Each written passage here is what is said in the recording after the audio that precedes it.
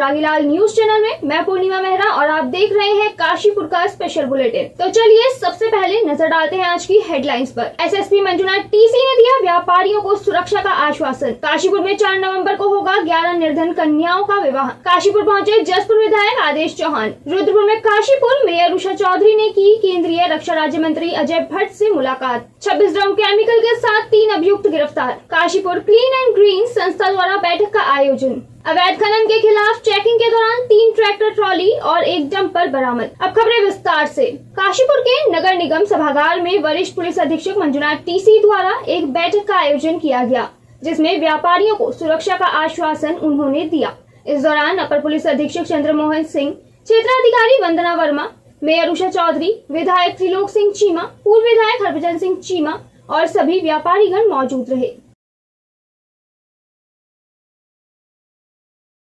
सन 2018 12 जुलाई रात को दिन बृहस्पतिवार रात 8:45 पर मेन चौराहे पर, जिस दिन भारतीय जनता पार्टी की प्रदेश कार्यकारिणी की मीटिंग थी, यहाँ पर सीपीयू लॉन्च हुई थी। सारी एलआईयू, एसआईयू, आईबी टोटल अमला यहाँ पर था। उस दौरान मुझे मेन चौराहे पर गोलियों से 2018 वो सर केस नहीं खुला अभी तक। और अब ये मेरा भाई है और वो विवेक मेरा भांजा है, और जो सराफा एसोसिएशन के हमारे गौरव अग्रवाल जी हैं, इनको 3 को इकट्ठी धमकी आई है। सर हम लोग डरे हुए हैं। दुकान में गल्लों के अंदर और शोरूम के अंदर जहाँ सामान रहते हैं, सराफा हो या कुछ भी हो, गल्ले के ऊपर और बिल्कुल सामान जहाँ है, जहाँ पे आपका नौकर माल निकालता रहता है, वहाँ जरूर कैमरा है। लेकिन आपकी बिल्डिंग का फ्रंट एंट्रेंस में जहां से दोनों तरफ सड़कें हैं, जैसे कि नगर निगम में, यहाँ कैमरा होने से कोई फायदा नहीं है। बाहर जो हमारे जहाँ से एंट्रेंस में है, वहां के दाहिने बाएं दोनों रोड को कवर करते हुए, पीछे आने वाले दोनों रोड को कवर करते हुए, वो सिक्योरिटी है। You have to focus on that. हर दुकानदार चाहे छोटा हो या बड़ा हो, आप बाहर रोड फेसिंग कैमरा रखिएगा और उसको भी आईपी कैमरास रखिएगा। और काफ़ी संदेहास्पद ये भी है कि एक ही नंबर से जो कॉल आई है वो 3 अलग अलग लोगों का नाम ले रहे हैं। ठीक है, ये सारे बातें अपनी जगह। हमने अपना सीरियसनेस तभी दिखा दिया है। इमीडिएटली जैसा सूचना मिलता है तत्काल हमने FIR पंजीकृत करा दिया है 384 और विभिन्न धाराओं में, और वो नंबर और कॉलर को ट्रेस करने की फिराक में है हम लोग। विभिन्न तकनीकी मदद के लिए हम STF और सभी अन्य एजेंसियों से संपर्क में हैं। निकटवर्ती जो हमारा राज्य है और स्पेशल सेल से, इन सबसे हम संपर्क में हैं। और तात्कालिक रूप से मतलब अभी इमीडिएट तौर पे हमने सुरक्षा मुहैया कराने के लिए उन तीनों हमारे व्यापारी साथियों के लिए सुरक्षा कर्मियों को भी उपलब्ध कराया गया है। आज में हमने ये मीटिंग में ये भी अवगत कराया है कि क्या क्या और सिक्योरिटी प्रिकॉशंस हमें लेना है।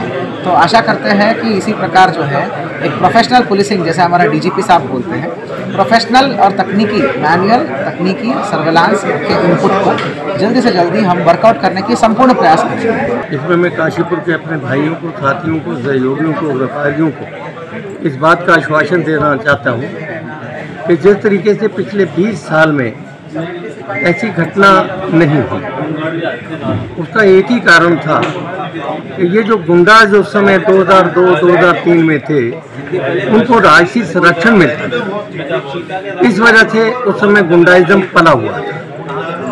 जब से 20 साल से विधायकी हमारे पास आई है, तब से गुंडाओं के सिर के ऊपर से रक्षात्मक जो हाथ था वो उतर गया, ताकत ऊपर से उतर गई, और आज तक इस प्रकार का कोई केस नहीं हुआ।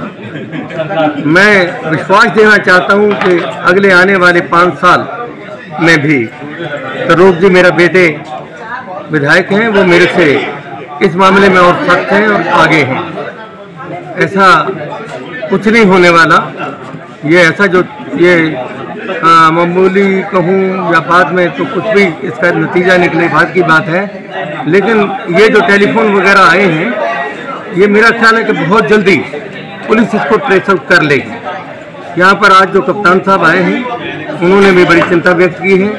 उन्होंने तीनों आदमियों को जिनके पास फ़ोन आए हैं, उनको सिक्योरिटी उन्होंने प्रोवाइड कर दी है।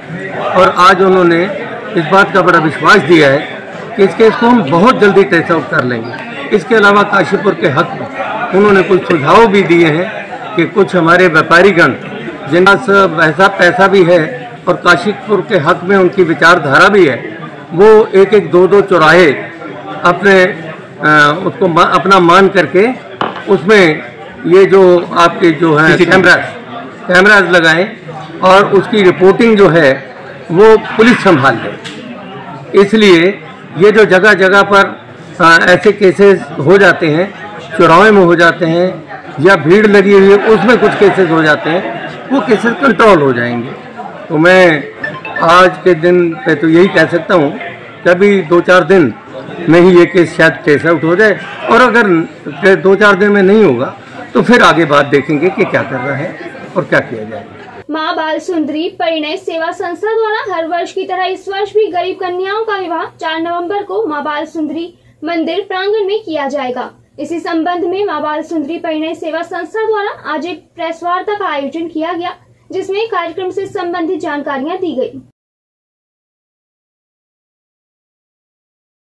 हम लोग छठवां सामूहिक विवाह कराने जा रहे हैं 4 नवंबर दिन शुक्रवार को माँ भगवती देवी खेती मंदिर के प्रांगण में ये आयोजन होने जा रहा है और काफ़ी भव्य इसका रूप वहाँ पर होगा। हमारी जो व्यवस्था है वो वर की जो बारात है वो रामलीला प्रांगण से होते हुए खेती प्रांगण में पहुँचेगी। सुबह 10 बजे से इसकी बारात का आयोजन होगा और दोपहर 1 बजे से फेरों का और उसके बाद में खाने की व्यवस्था वहाँ सब लोगों की व्यवस्था वहाँ होने जा रही है। जो हमारी संस्था द्वारा है 11 विवाह कराए जा रहे हैं, तो उसी के अनुसार वहाँ पे 11 विधियाँ तैयार कराई गई हैं, जिसमें पंचोपचार पूजन के उपरांत वहाँ सप्तपदी जो है परंपरा कराई जाएगी और सप्तपदी परंपरा जो हमारे सनातन की पद्धति है उसके अनुसार ही वहाँ पूजन पद्धति होती है, इसके अनुसार वहाँ विवाह कराया जाता है। संस्था ने पहला आयोजन किया था जिसमें 25 गरीब परिवारों की कन्याओं की शादी कराई गई और इसके बाद अगली जो है 11 नवंबर 2016 में 26 गरीब कन्याओं की शादी कराई गई। 2 नवंबर 2017 को 25 गरीब परिवारों की कन्याओं की शादी कराई गई। 7 दिसंबर 2018 को 25 गरीब परिवारों की कन्याओं की शादी कराई गई। 9 नवंबर 2019 को 21 गरीब परिवारों की कन्याओं की शादी कराई गई। इसके बाद 2 साल आयोजन ये कोरोना काल के कारण बंद रहा, 2020 और 2021। अब इस बार जो है हम लोगों के 4 नवंबर को 11 कन्याओं की शादी कराने का संकल्प लिया है और जिसमें सारी तैयारी लगभग पूरी हो चुकी है। इसमें एसडीएम से परमिशन लेनी पड़ती है और उसकी प्रक्रिया के तहत इसमें क्योंकि 2 थाना क्षेत्र लगते हैं। एक थाना वैवाहिक जो कार्यक्रम होता है वो थाना आईटीआई क्षेत्र में होता है और बारात का जो प्रस्थान होता है वो रामलीला मैदान से होता है। तो रामलीला मैदान क्योंकि कोतवाली क्षेत्र में आता है, कोतवाली थाना क्षेत्र में, तो दोनों थानों की परमिशन हम लोगों ने ले ली है। इसके बाद फायर सर्विस की सर्विस हम लोगों को परमिशन लेनी पड़ती है, तो फायर सर्विस की भी हमें अनुमति मिल गई है। उनकी फायर सर्विस की गाड़ी वहाँ ऑलरेडी खड़ी रहती है। 2019 में भी हम लोगों ने ये प्रक्रिया अपनाई थी।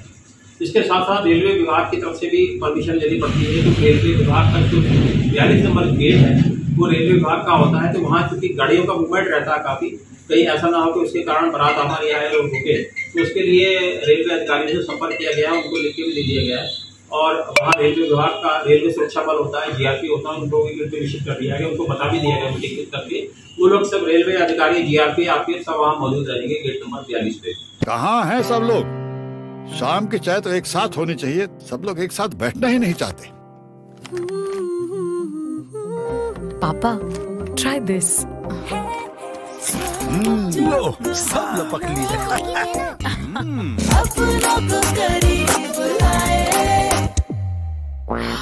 ये क्या हाल कर दिया है रूम का? बस कल से चाय मेरे रूम में। देवर पान नमकीन को करीब।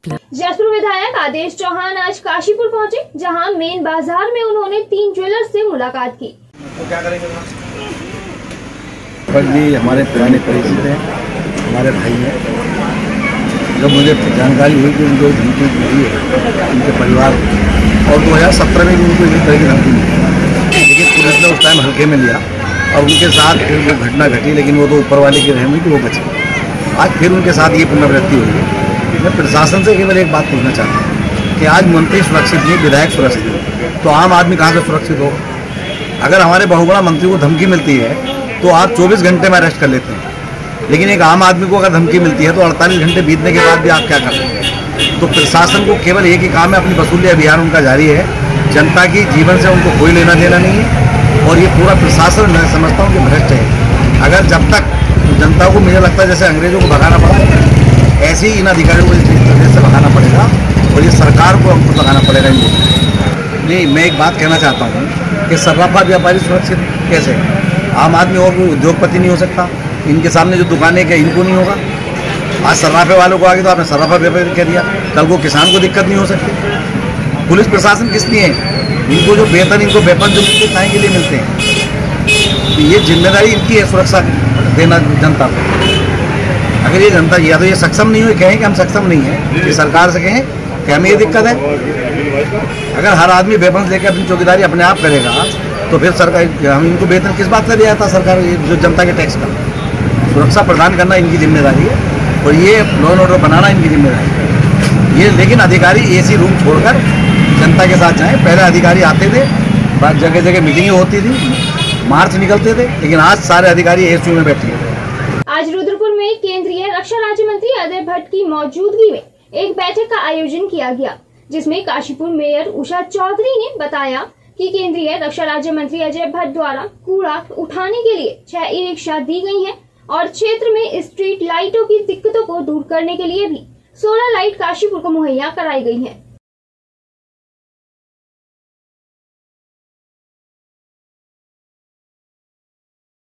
हाँ जी, आज माननीय हमारे सांसद अजय भट्ट जी रुद्रपुर में आए थे और रुद्रपुर में उन्होंने 5 ई-रिक्शा तो रुद्रपुर को दी हैं और 6 ई-रिक्शा जो है हमारे काशीपुर को दी हैं, जिससे कि हमारी जो पतली पतली जो गलियां हैं वहाँ हमारे बड़े रिक्शे नहीं जा पाते हैं, 3 व्हीलर नहीं जा पाता है, वहाँ जाके कूड़ा कलेक्शन हो सके।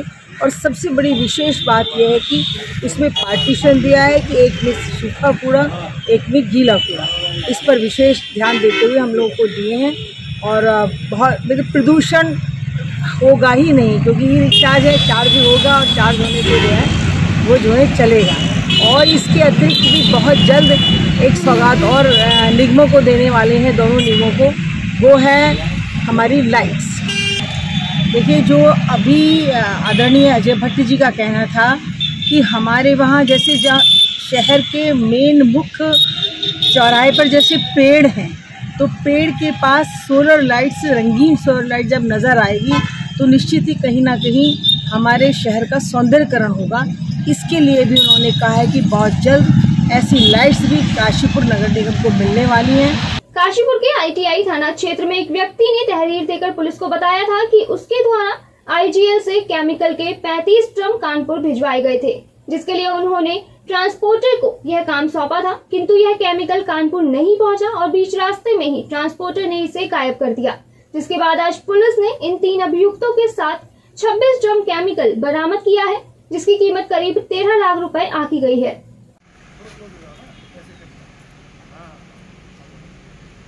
एक ये शिव शंकर शर्मा है, इनके द्वारा थाने पे आकर एक तहरीर दी गई थी कि इनका यूजुअली IGL से कुछ ये लोग अपना क्लियरेंट लेते हैं, केमिकल लेते हैं, उसको ये जाता है इनका माल काशीपुर से कानपुर।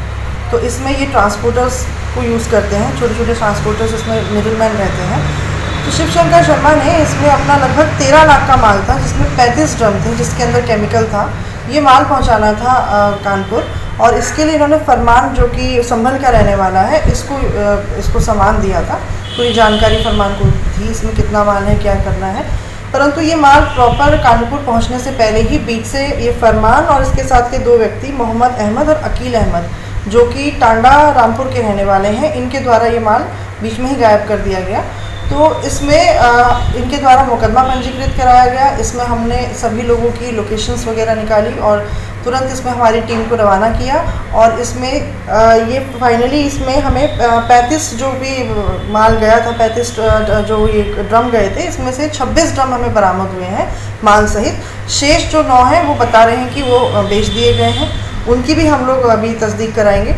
और इसमें जो इस गाड़ी का इस्तेमाल हुआ था, जो ट्रक इस्तेमाल हुआ था, उसको आगे बुकिंग में भेज दिया गया, क्योंकि ये रेगुलरली इस तरह का काम करते थे। कुल मिला के 3 अभियुक्तों की गिरफ्तारी है। फरमान, मोहम्मद अहमद और अकील अहमद, और इनसे 26 ड्रम बरामद हुए हैं और इनको आज माननीय न्यायालय के समक्ष पेश किया जा रहा है। Clean and green foundation Kashipur द्वारा कल एक बैठक का आयोजन किया गया। इस दौरान संस्था के संस्थापक एवं राष्ट्रीय अध्यक्ष अजय चौधरी ने वर्चुअल रूप से बैठक में हिस्सा लेते हुए बताया कि आगामी ऐसी गुड़िया क्रॉस कंट्री रेस 2022 के आयोजन के संबंध में डॉक्टर दीपिका गुड़िया आत्रे से चर्चा हो गई है और 13 दिसंबर को रेस के आयोजित होने की सहमति प्रदान की गई है। वहीं अध्यक्ष सर्वेश बंसल ने बताया कि यह रेस आनंद हॉलीडे जसपुर खुर्द काशीपुर से आरंभ होकर ऐसी गुड़िया IMT बाजपुर रोड काशीपुर पर जाकर समाप्त होगी।